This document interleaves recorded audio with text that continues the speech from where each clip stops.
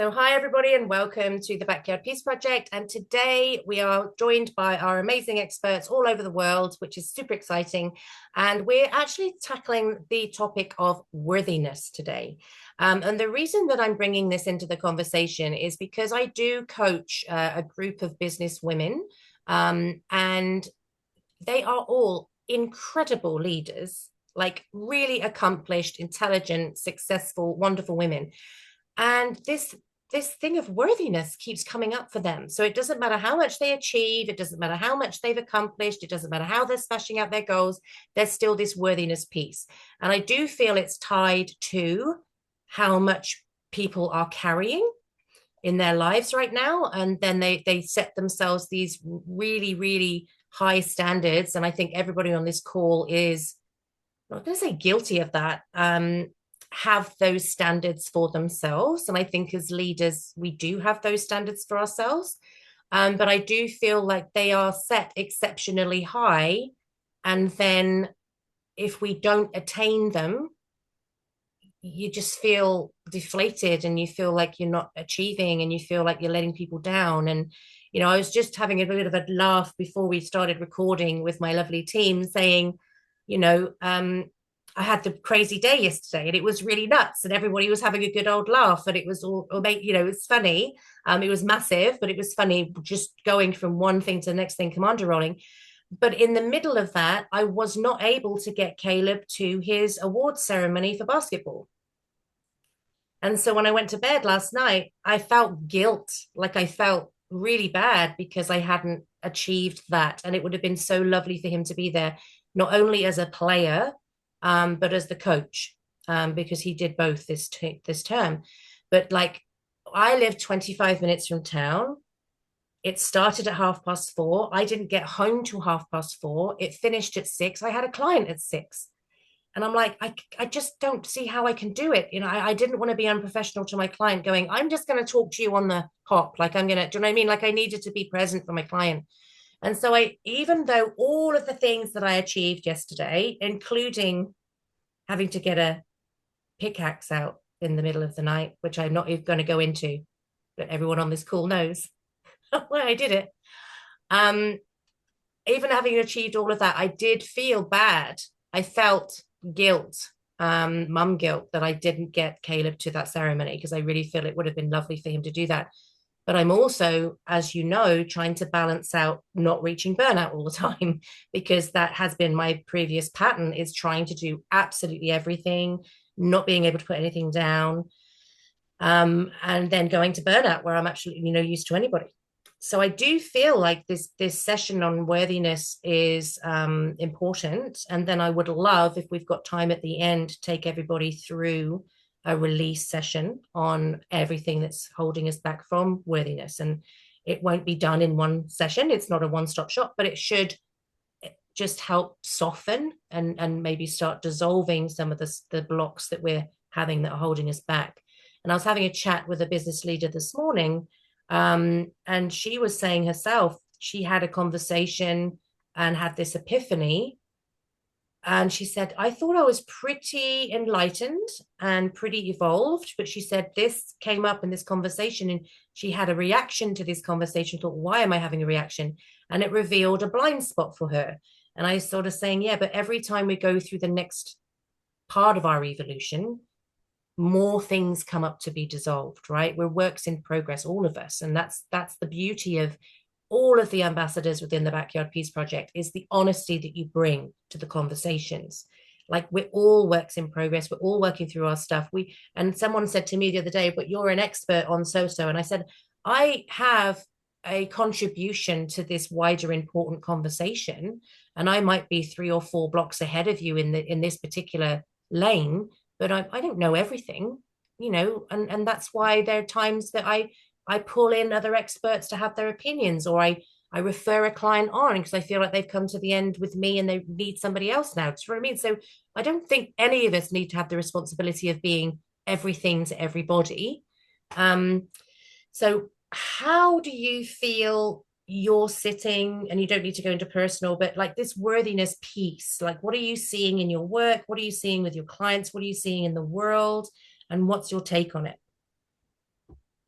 Can I just say before we get started, I think our audience needs to know about the pickaxe. You can't just throw a pickaxe at them and then leave them hanging. That's No, creepy. if you want to know, you'll have to come into the Backyard Peace Project, and one night we'll have a True glass of that. wine virtually, and I'll Touche. tell you.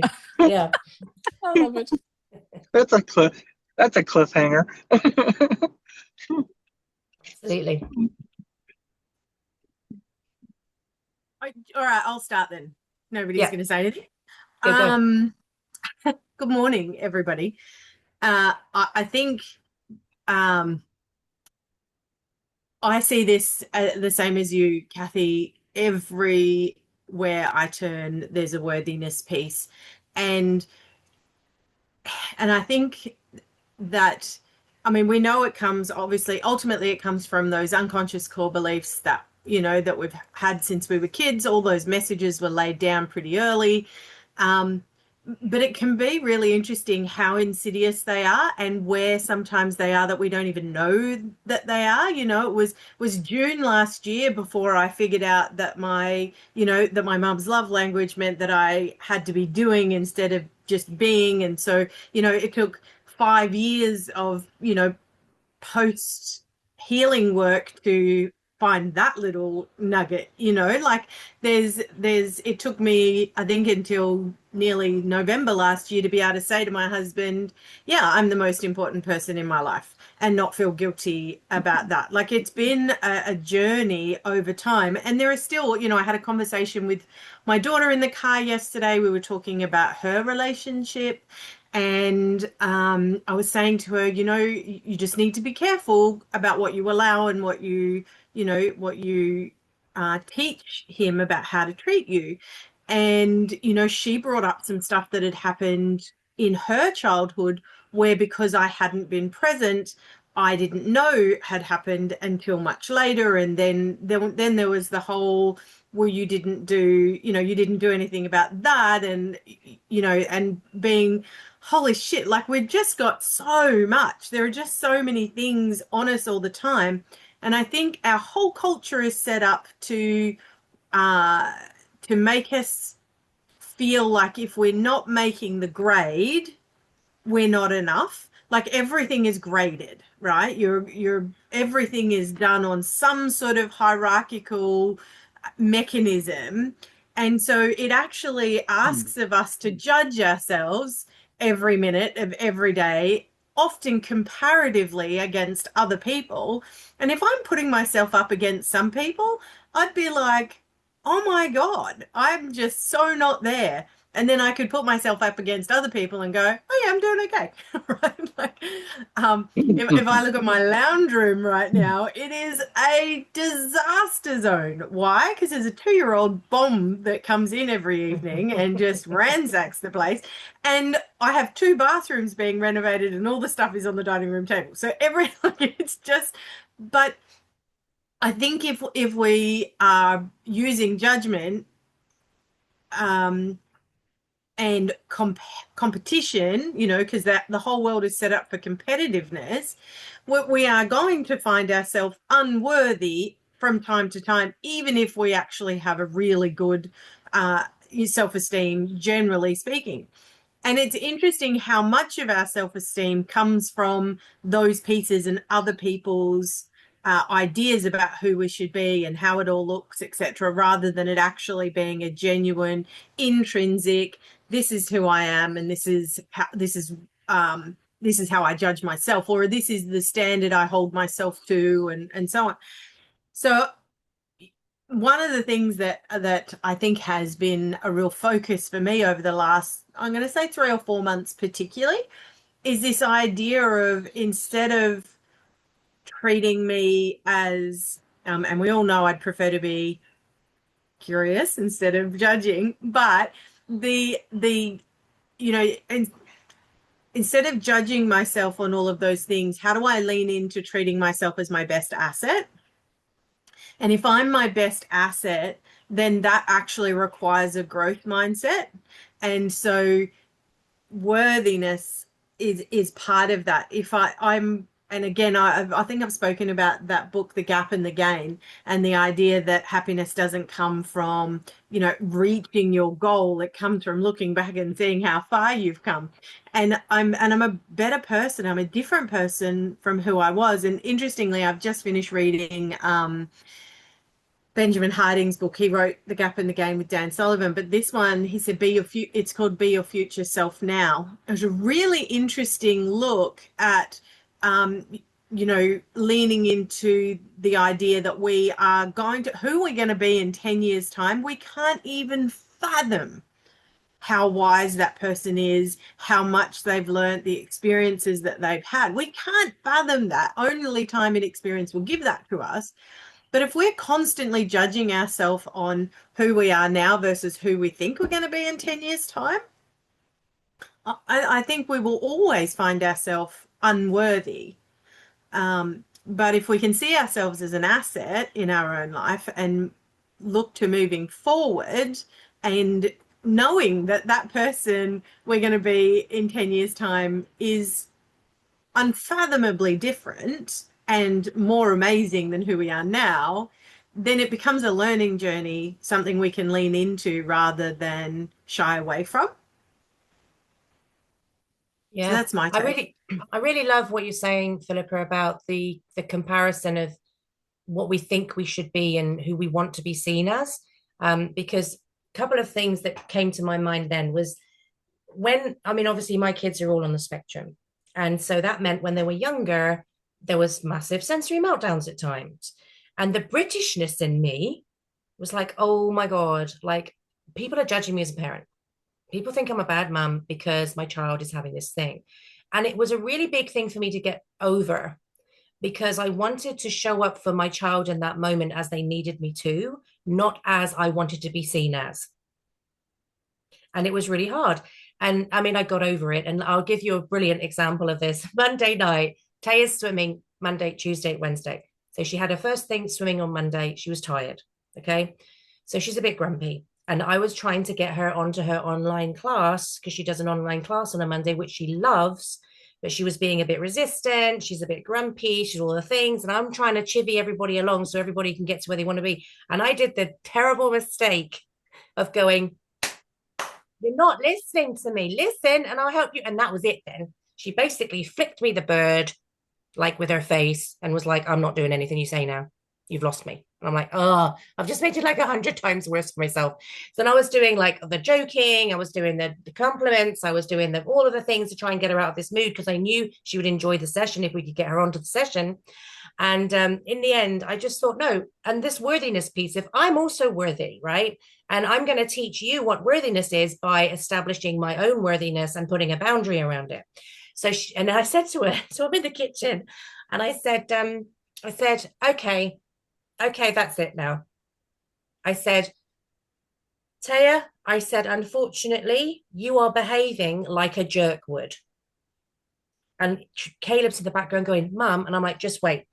And I said, a jerk would use these ways to me. And I said, it's unfair what you're saying. I said, I clapped my hands. I've apologized for it. I've given you a hug. I've got you those 2 things from the shop. I've done this. I've done that. You've had a massive birthday party this weekend. And I said, this is not okay. What you're doing is not okay. And Caleb's going, Mum. I'm like, wait, Caleb.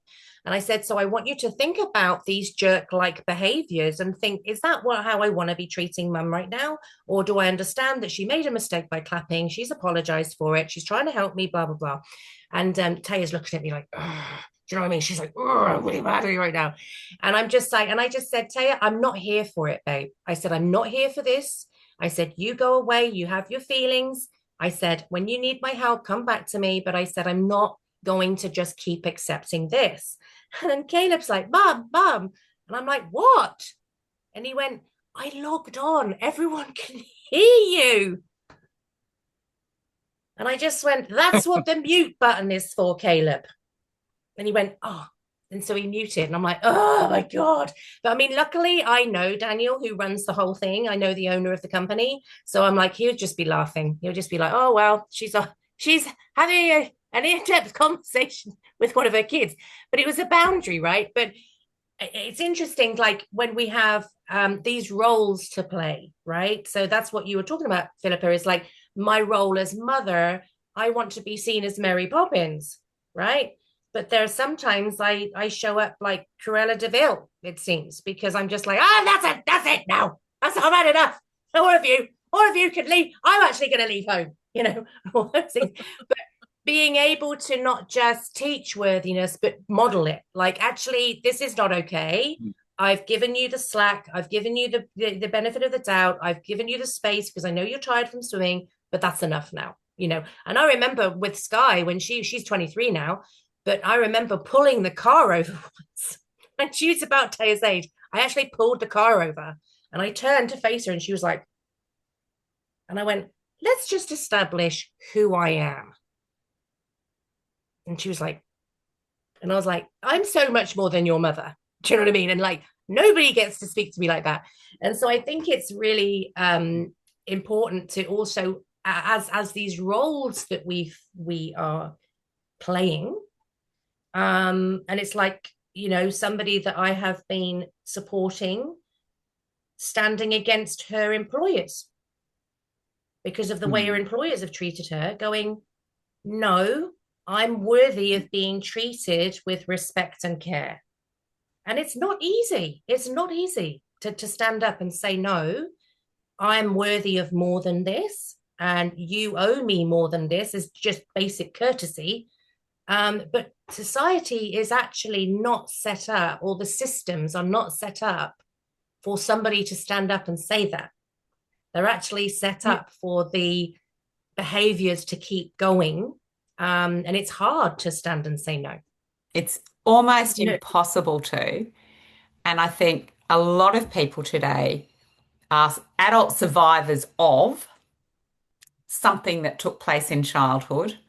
And so the whole concept of being worthy of that for me conjures up all sorts of how you would feel to feel worthy. And then if you mirror that against what we assume is the opposite, which would be worthlessness, for some of us that have been touched by extreme events in childhood, we never had an opportunity to know what it was to embody worthiness.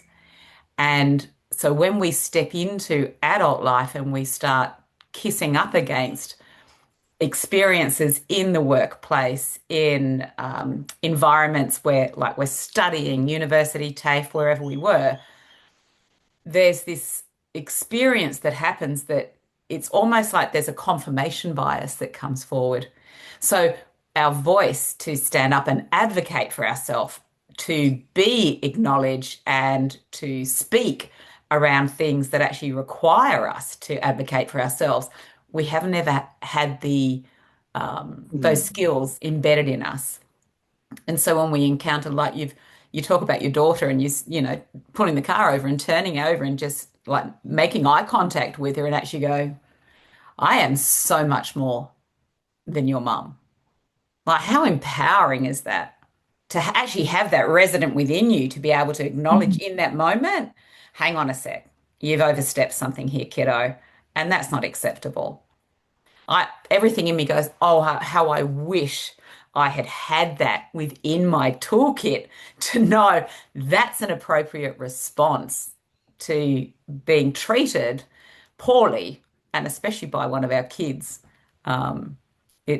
That is so empowering to hear that.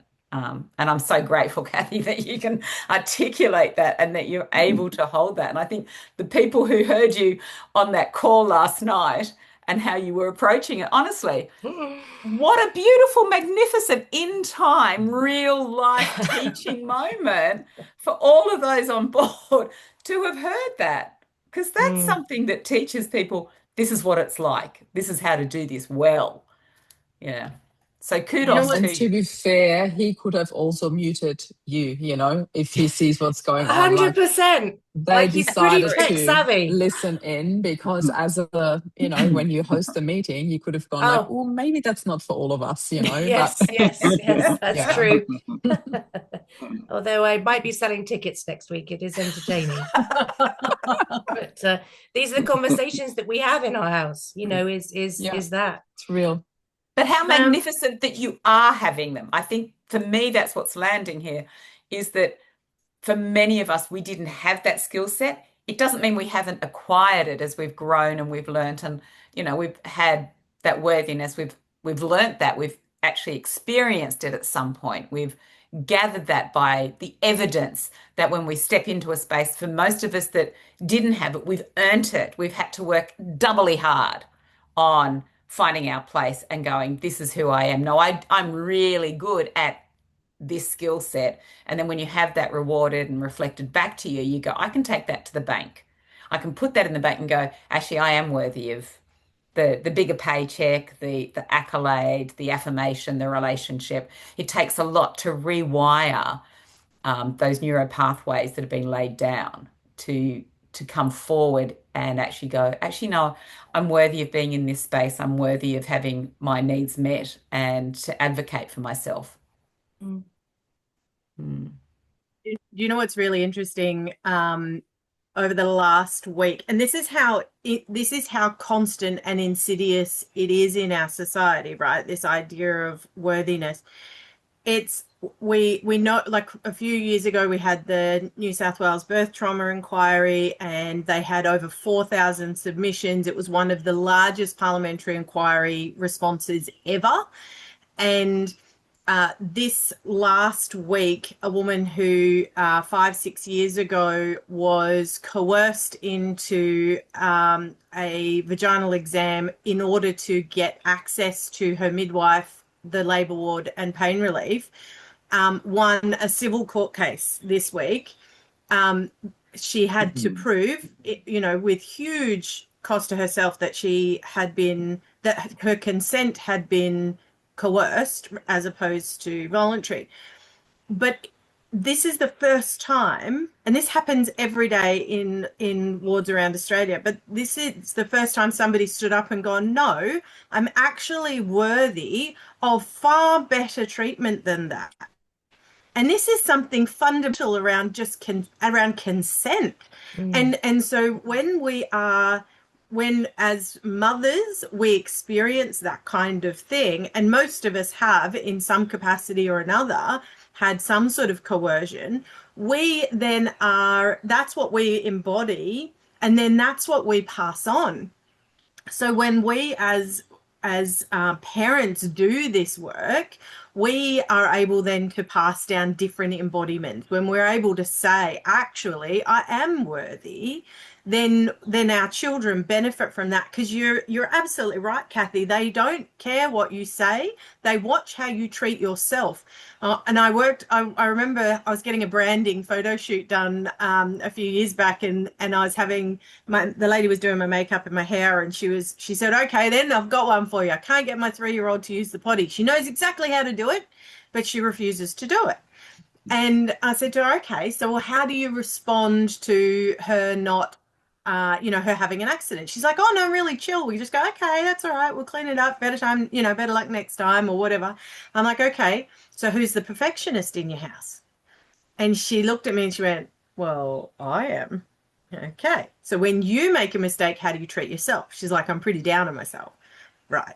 So your daughter doesn't care how you treat her in her moments of failure. She cares how you treat yourself in your moments of failure. And if you treat your own moments of failure as a growth moment, as something that you can learn from, then that's what she will take on, regardless of how you put that for her. So, our best modeling is how we choose to treat ourselves, and the kind of behavior we're prepared to accept from others, and just how we interact with ourselves in any given moment.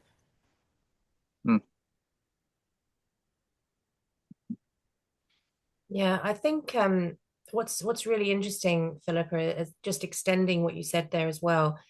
What was coming to me when you were talking was there seems to be a misconception with the people that I've spoken to, certainly, that in order to put a boundary down to assert your worthiness or protect, or, you know, whatever it is about your worthiness, you have to be this sort of steely, strong, everything, all the ducks in a row and all of that sort of thing. And I was having this conversation a couple of times recently. And I remember a time, it's years ago now, about 6 years ago, and I think I've told the story before, where Taya was ready to go into mainstream education. We'd set up a place for her. We paid the deposit. We'd been registered for 18 months. I'd given them all the details on the day that we went to visit of all her ASD diagnosis, what level she was. I was completely transparent. Why wouldn't I be? Because I need to make sure I get the right place for her. And I had worked so hard with her because she found the world really, really overwhelming, particularly when she was little. So we'd managed to get eye contact. She was sharing, she was taking turns. She was so kind. She didn't have language yet, but she was super emotionally intelligent. I was so, so proud. And I went into the meeting and basically they let me gush about everything we'd achieved with her to get her ready. And then after all that time, they turned around and said, yeah, we think this isn't the right institution for her. And this was like, I'd made several phone calls because my spider senses were tingling. So I'd made several phone calls up to this meeting going, are you sure her place is secure? Are you sure? Are you sure? Are you sure? Yes, yes, yes, yes, yes. And then they pulled the rug out from under me with 4 days till the end of the school year. So where am I going to put her now? Right. And I am all loving, all giving, all of those things. And then you start messing with my kids, and then I shift gear. And I'm like, right, okay. And so my whole energy, my whole vibration shifted. And I came very steely cold and very professional. And I managed to have the conversation in which I skillfully, I might add, got them to say exactly what I needed them to say, which was to admit what they just done, basically. And then I went to the Human Rights Commission and I went to the Department of Education. And I have to tell you, I cried every single day. I cried every single conversation. I was so upset. But Taya's worthiness was such a high priority for me that I put myself in the lion's den through my fears, through my anxiety, and I spoke because she didn't have her voice yet. And I will speak for my kids until they get their voice. And then I encourage them to speak for themselves. But I was a wreck the whole time. And I think there's a misconception that we have to be this like Avenger character, that we have to have all of this strength and we detach from our feelings and all of those things. I don't think that's true. I think you can be scared and you can feel distressed and you can, and yet still move forward and go, this is wrong. You cannot do this. And you know, when I was speaking to these agencies and these people who were lovely, they were super patient with me because I was so emotional. And I said, we'll never send her there. I said, you could pay me and I would never send her there now because they've made it completely clear she is not welcome. I said, but I'm doing this for the next family. Because I said, I'm pretty strong and I'm pretty robust. And I said, this has floored me.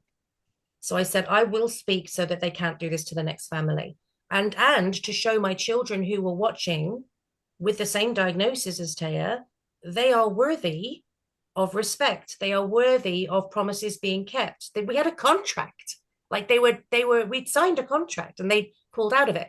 So my point is, we do not have to be a perfect version of ourselves. We do not have to be the strongest version of ourselves. We don't have to do anything like that. But when you've got when you've got that attachment to that worthiness piece, and as you said, Deidre, maybe you didn't get gifted that in childhood. Maybe you had to develop that on your own. And that's brave to do that, to reprogram your programming.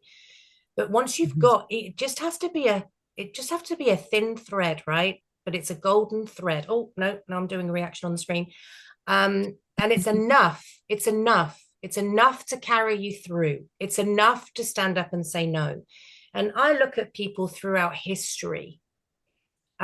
particularly with civil rights. And I think, geez, those people were brave. My gosh. I mean, I don't know whether I would have that level of courage, but they did. And I think that's just an incredible part of history, that ordinary people step forward and say, no, this is not right, and we're demanding more. And worthiness threads through everything.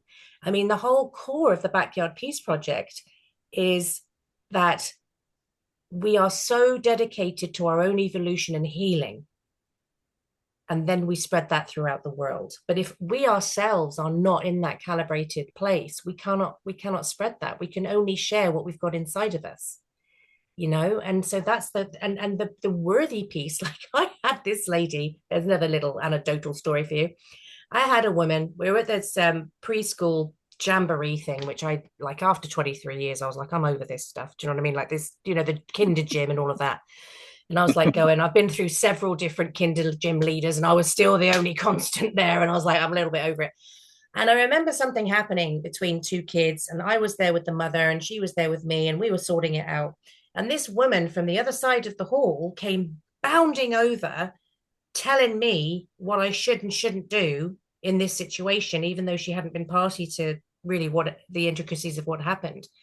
And I think this is a worthiness piece, because I just looked at her. I'm going to look in the camera so you get the full effect of what I did. I just looked at her, slow blinked, looked away, and carried on with my conversation. So I didn't even feel the need to. I just slow blinked, and I was like, I'm not even going to enter into this conversation. Do you know what I mean? Because you don't have enough. I'm not even going to have this argument with you. Do you know what I mean? And I was confident enough in myself to know I'd handled it well. The other parent had handled it well. She had nothing to do with it. And I wasn't even going to engage, right? And I literally said to somebody this morning who was saying something online, I said, no response is a response. You don't need to enter into this argument. Do you want to just Cathy, I can't wait. even understand how, with all the stories that we were all blessed to hear over the years of knowing you, that you could even doubt that your courage would be up there with all those people that you think they are so brave, civil rights and standing in their truth. Like, you are absolutely one of them. You're right up there. Like, I'm just listening to all your stories, and you've got so much courage. And I also believe that when we as parents stand up for our children, our courage just literally explodes, because we want the best for them, and we want to be there for them. And I also absolutely believe that there is often such a discrepancy, and I'm so aware to pay more attention to that now, more than I ever have, that what we teach our children and how we treat ourselves needs to be as equal as possible, and I've certainly made many, many attempts of that where I failed, and also have, more and more situations now where I realize how important it is, the whole self-love piece, the whole taking care of myself, and taking time out for myself, because as a sole parent, I was constantly go, go, go, and always being there and doing everything and carrying everything. And then I am surprised when I see my boys do that. I'm like, just take some time out. You don't need to be. I'm like, ooh, whoopsie. Where did they get that from? And when we talk about the topic of worthiness today, I often think of that question when we sit there and might have an attempt of questioning our worth for something. And then there might be this question in our head, like, who am I to do X, Y, Z, or to be chosen for whatever, fill in the blanks. And then I realized one day that's the exact perfect question to ask ourselves, just with a different tonality, like, who am I to do that? And then you go into answering that question for yourself. And I had the absolute pleasure to be put in a situation where I had to put an email together. It took me 1.5 hours to literally sit with every single word and every single item and skill I put into that, where it was pretty much who am I to do that?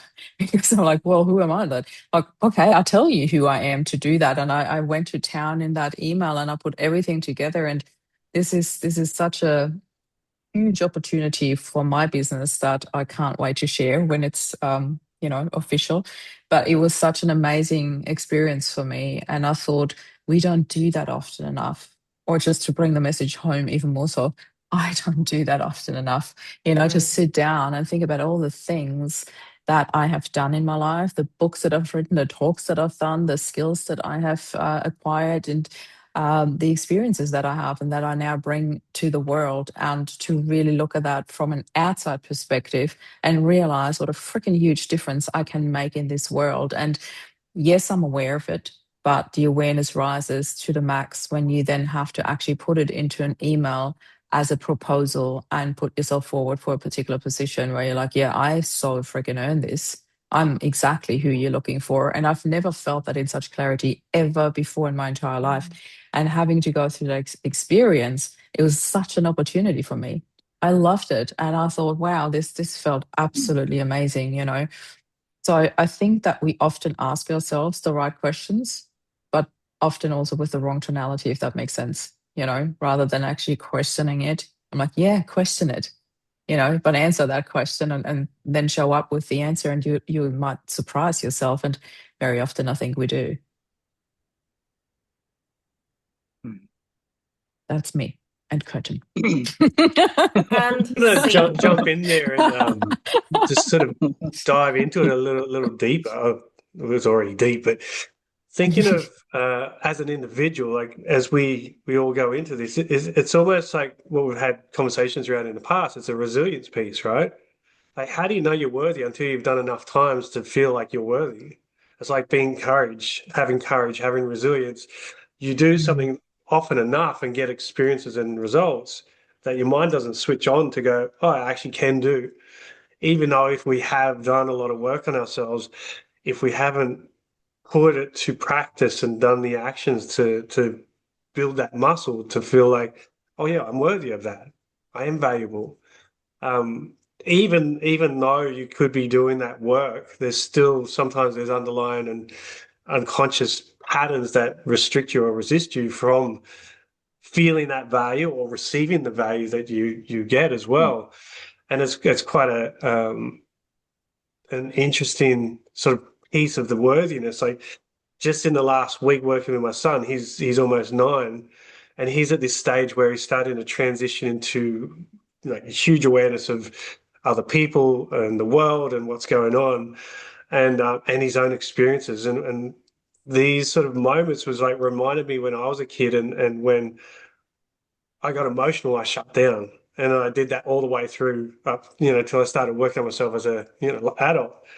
And so being able to see that pattern with him and work with him on not saying you must do this, it's like, well, what do you think you could do instead of? Or, for example, started our first game of soccer on the weekend, and he wanted to be forward, and he always has, but there's always been other people that took over.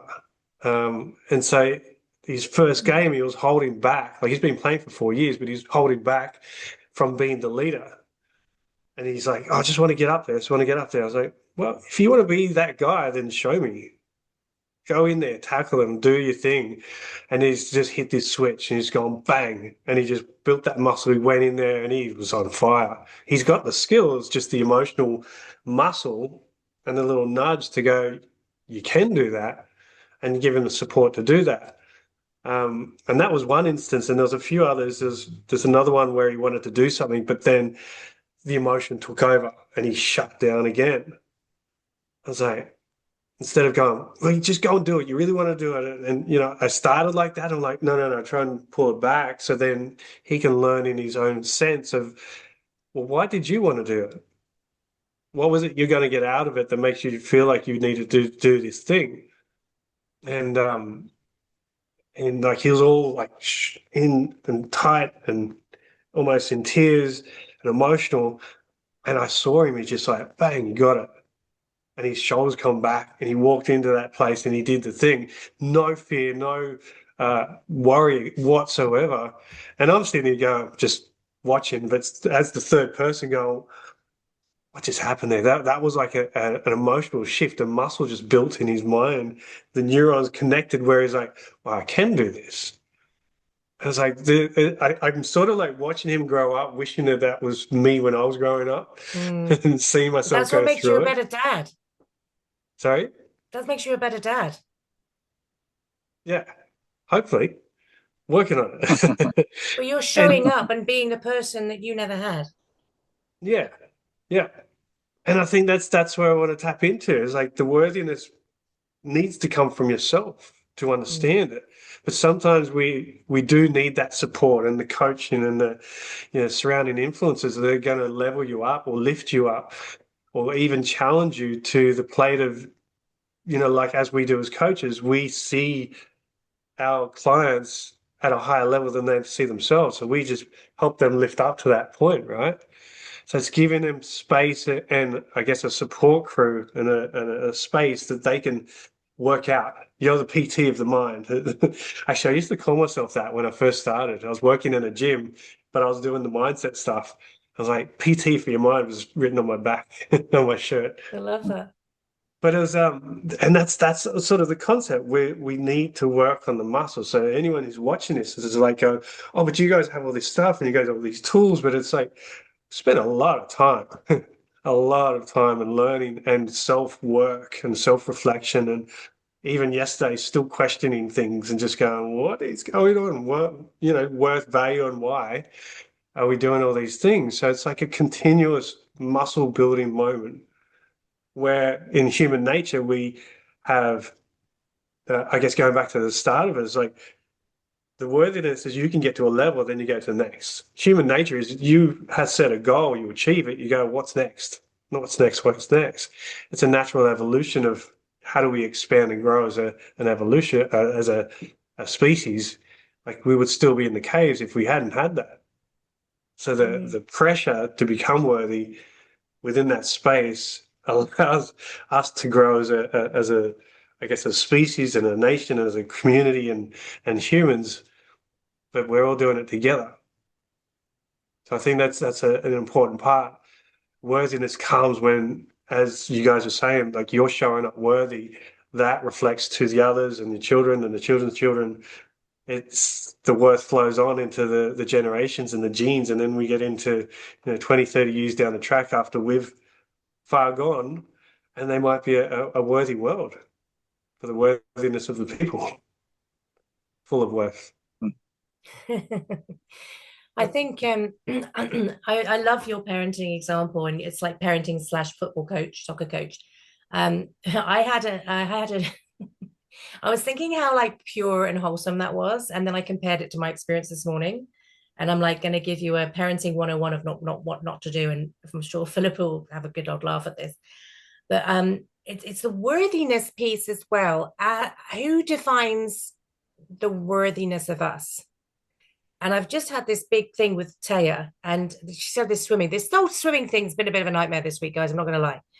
And so the first day, she was worried about like getting changed in this other environment. How's it going to work? Who's going to be around me? What do I do? And I would talk her through it because change for her is difficult.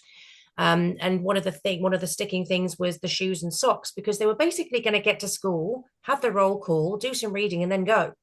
So I'm like, just let them go in their stuff. Like as a teacher, I would have been like 100% come in your stuff, because I'm like, I don't want the hassle of doing that. And anyway, so I said to her, just put your shoes and your socks in your bag, wear your gumbies. You're going to be going pretty much soon as. It's one less thing to worry about. It's all good. So she went and did that. And then the next day she came home. Oh, all the kids said I couldn't wear my gumbies, and they were saying I should have worn schools. And she was really upset by it. So the next day she wore her school socks and shoes, even though it was more hassle. But I was like, cool, whatever you're comfortable with.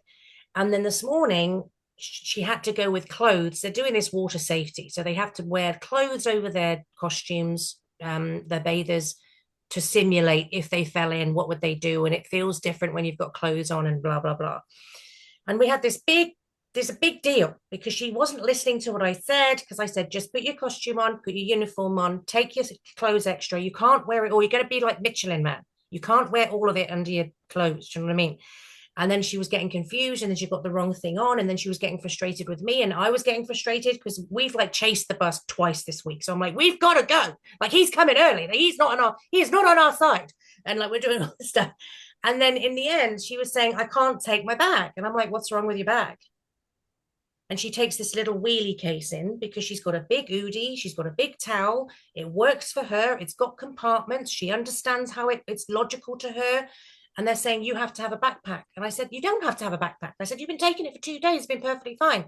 And her worthiness piece was tied into their expectations of how she should fit in with what they were doing, right? And it was triggering me. And I was getting really, and I was like trying to be calm, and I'm trying to get everyone out the door, and I'm trying to, and my really bad parenting moment was I turned to her because we'd extensively talked about this over the course of like 30 minutes, and we weren't getting anywhere. And the backpacks we've got are not big enough. So she's going to have to take 2 backpacks. That's harder than taking the case. And in the end, I turned to her and I just said, right. I said, I believe that some of those children are a little bit salty that they haven't got a pull along suitcase with the Avengers on them. Because I said, it's a pretty badass suitcase. I said, everybody else has got a backpack. And I said, they're a little bit boring to me. I'm like, if I can wheel it along with Avengers, or I've got a boring backpack on I'm going to go with Avengers. And I said to her, which is not a great parenting moment, I'm just giving that disclaimer right now, people, don't do this. But I said to her, I said, quite honestly, Taya, I said, I know it would be highly inappropriate for you to do this. And I said, I know that you would be told off if you did this at school. But quite honestly, I would want to turn around to those children and say, bleep, bleep. And mind your own business. And Taya, you could see, like you were saying, Paul, that flick of a switch, right? She sort of like jolted. And she sort of, it just disrupted the whole conversation. And she could see her Terminator brain analyzing what I just said. And then she just went along and did what we always did and went with the Avengers bloody suitcase. And I was like, oh, do you know what I mean? But it took something to disrupt and just say, do you know what? I wish we could say. And she was like, she was so shocked that I'd said it, that it was enough to reset. But her worthiness piece, before I disrupted that conversation, was tied to what these children were demanding that she assimilate. And that's been the story of our lives. And it bugs me. I'll be here all week. Yeah, that's a big one. It's not what Kobe ended up going through. This is the third piece. When he was going to school, he was like, "Oh, everyone's going to judge me," because he got an earring, got a stud in his ear. I love that. It was like a big thing for him. Yeah. And he's like, everyone's going to look at me and laugh at me. It looks sick, by the way. He's a pretty handsome little fella. If I do say so myself. But the judgment that was coming before going, even on the day before school, of, oh, someone's going to say this, or they're going to do that, or this and that. And it's like, again, it's like trying to reiterate, what do you think? What matters most is what you think, and trying to build that muscle for him. I know it's not going to fix it straight away, but it's like the building the muscle is over time of allowing him to make his decisions in those moments. Like you just said with Taya, it's like, oh, yeah, if I get to say that, then bang, all right, I'm good. I'll just take my bag and wheel it all in. If she does say it, I will be pulled into the principal's office. I'm just flagging that immediately. But I don't think she will. I think she got the message that I was trying to give her. But yeah. And then there's like giving them the flexibility in that moment, I find is where it's the possibility, because school is that rigid stuff. It's like, must be the rules. If not the rules, then you'll be in trouble. And Kobe says it all the time. And I understand some of it, not much of it, because I don't agree with a lot of it. But in the same token, it's a good opportunity to build flexibility in spaces. It's like, yes, maybe you have to take that bag or not, but then the flexibility is, if you do get pulled in the principal's office, we'll deal with it then. Don't worry about it now. There's something you can shift in those moments, because half the time the stuff that we worry about in the present is either from the past or in the future that hasn't happened yet. And so the right now is like, let's just do the thing and say apologize later, or say what's the saying? Say yes and apologize later. That's been a huge thing for me in shifting my, like going back to Marie's, it's the words, shifting how we show up instead of worrying about what if. It's like just say yes, because you will always figure it out. And if you don't figure it out, you'll mess it up and then you'll learn anyway. And so you're going to win all the time.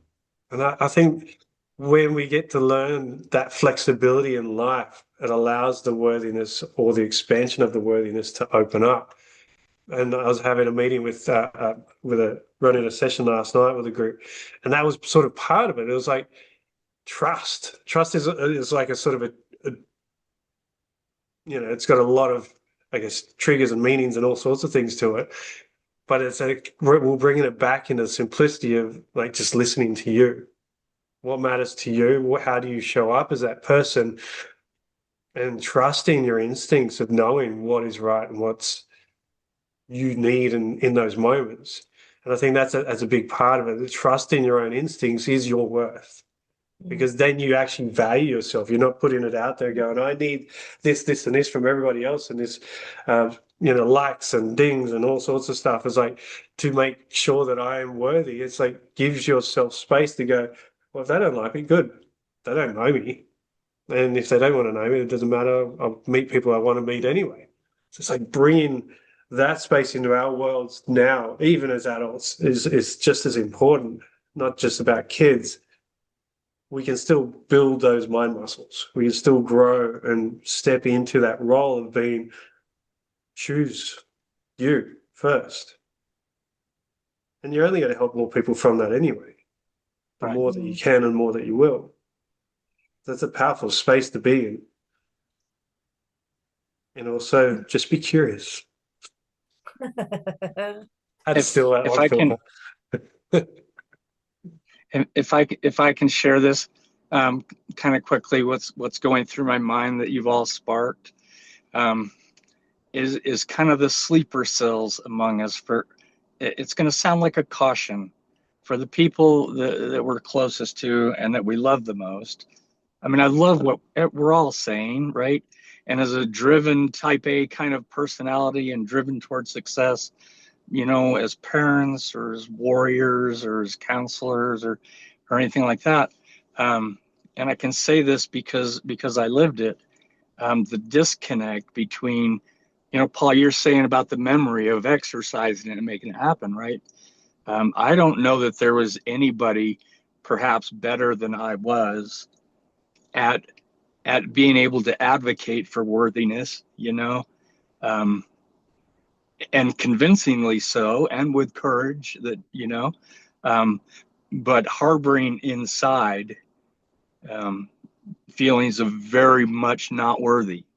And I believe I'd have fooled y'all, and so to me, it sounds like a caution because it's that we need to be most attentive to, I think, to those that we love, because that may be in hiding in plain sight. To those that we're praising and encouraging and believing in, and demonstrating and mentoring them and everything, but what they could be hiding inside, and my example is one of those, right? We don't really know what is happening inside. And so there was a real disconnect between my inside and my outside. And you would have never known that, And then there was that one point in my life, I liken it to the Wizard of Oz, when the curtain finally got pulled back. And I said, if you ever pull back the curtain on a warrior, you may see things that you never would have believed were insecurely there. And my whole life, I advocated and believed in worthiness and promoted it for myself and others. But I did it in such a way as that I was like demanding that people recognize my worthiness because I wasn't really feeling it. And so I did that by demanding or expecting it. But then when that curtain got pulled back, and then I had to live through that tremendous vulnerability phase, then I understood worthiness differently. And I advocate for worthiness now differently. And to me, it was advocating for worthiness before because it was a means of survival, honestly.